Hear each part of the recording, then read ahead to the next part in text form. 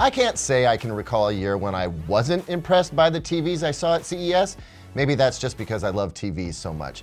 I know there have been some, I'll call them tepid years, but CES 2021, it was red hot.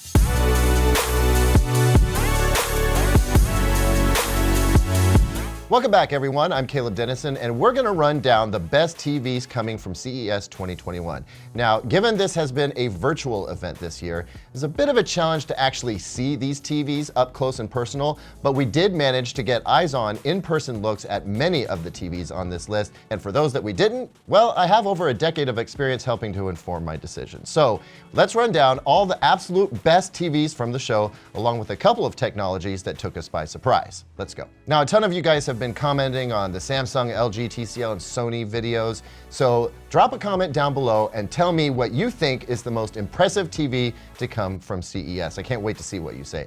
Also, please slap the like and subscribe buttons because we have tons more to tell you about what's happening in the TV space this year. Thank you very much. Now, let's talk TVs. Let's start our list with the Samsung Micro LED lineup. Take your pick, 88, 99, 110 inches. These displays are just flat out impressive. Yes, I'm sure they are insanely expensive, but being expensive doesn't mean it isn't some of the best TV tech at the show. Speaking of TV tech, technically these aren't TVs. I know, it sounds crazy, but Samsung's Micro LED TVs don't have a tuner, so technically they are displays, not TVs. Since 2006, US federal law states that a TV has to have a digital tuner on it or it's not a TV. Anyway, semantics aside, getting intense brightness and perfect black levels at these sizes is pretty exciting. A little over the top?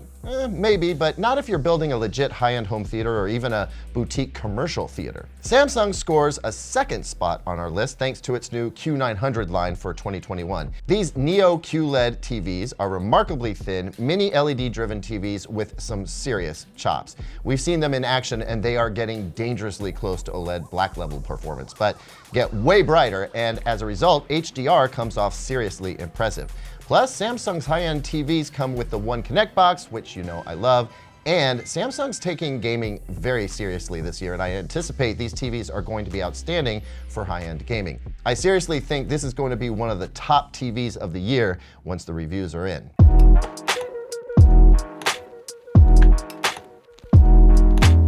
Now let's visit Sony. Interestingly, Sony hasn't chosen to embrace mini LED backlight technology the way Samsung and LG did this year, at least not publicly. Sony doesn't really like to reveal details about its backlighting tech. It just likes to point to how good it is.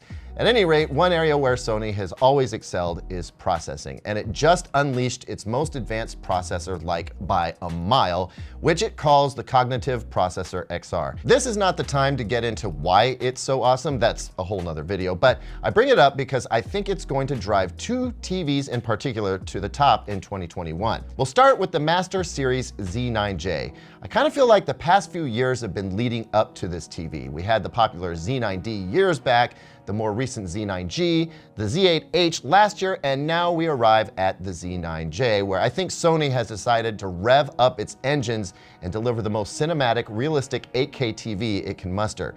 It's likely to offer incredible brightness, well-controlled black levels, and of course, Sony's treatment of color is second to none. This TV oozes premium, and I think it's gonna look incredible when we get one in for review. Now, as excited as I am about the Z9J, I think I'm a little more excited for the next entry on this list, and that would be the Sony A90J Master Series OLED TV.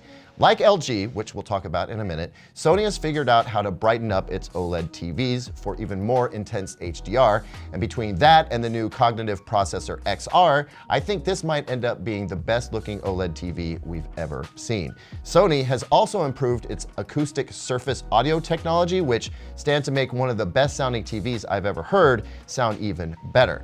Toss in two HDMI 2.1 ports with full support of all the latest gaming features, and I just don't know if this TV can be beat this year. If it can be beaten, however, it will be by the next pick on my list, LG's Gallery Series or G Series OLED TVs. LG has been busy developing its OLED technology and has also figured out how to brighten up its OLED images. Now, it's hard to say whether LG figured this out and passed the tech along to Sony, or if Sony is doing some kind of its own version, but I will remind everyone that Sony uses LG OLED panels just like everyone else. Anyway, the Gallery series has never looked more gorgeous.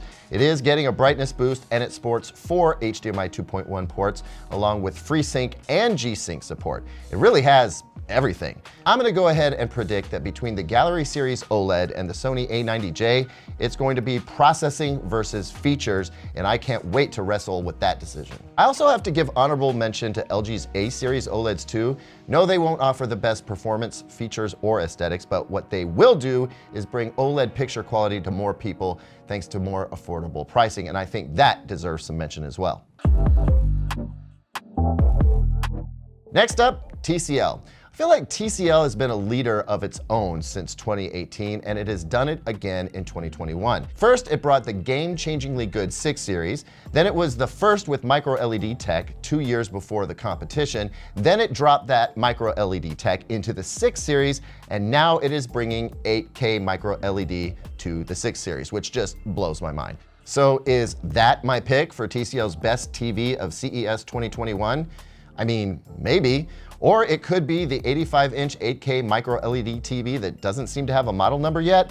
Why am I hedging? Well, because TCL has a new micro-LED backlight technology called OD0, but it isn't saying which TVs that tech will be in. So it could be either the new 6 series, or it could be the new 85-inch 8K model, which seems to be in its own series, or it could be both. One looks incredible and the other sounds pretty incredible too, so we'll have to wait and see.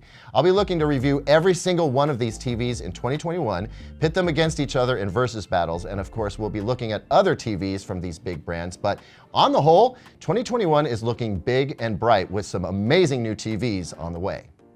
Thanks as always for watching, everyone. I want to know, are you upgrading your TV this year? And if so, how big are you going to go? Leave a comment down below, like, subscribe, and here's 2 other videos that I think you'll like.